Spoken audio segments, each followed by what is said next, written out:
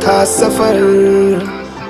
किस्मत का क्यों बरसा मुझ पे ऐसा कहर, भेजा थी जिंदगी और खुदा था बेखबर। जिंदगी से हारा हूँ मैं, हूँ ऐसा लूजर।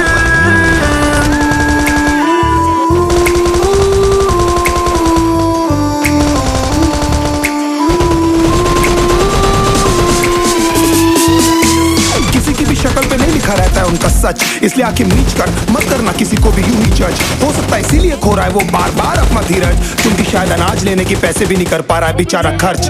काम मिलने की चर्चा को अब एक हो गया था अरसा, ये वो बादल थे जो गरजा पर कभी नहीं था साला बरसा। माँ को एक छोटी सी खुशखबरी सुनाने सालों में था तरसा, फिर झूठ बोल दिया करता था अबे मरता क्या ना करता। फिर अकेला हुआ तो पता लगा मेरा हिम्मत ही मेरा असली साथी है, और इस लड़ाई को लड़ने के लिए मेरा खुद का साथ ही मेरे लिए काफी है। एक आवाज बोलती थी खत्म नहीं हुआ बे, पिक्चर अभी बाकी है। हर कुत्ते का दिन आता है साले, फिर तो तू एक छोटा हाथी है।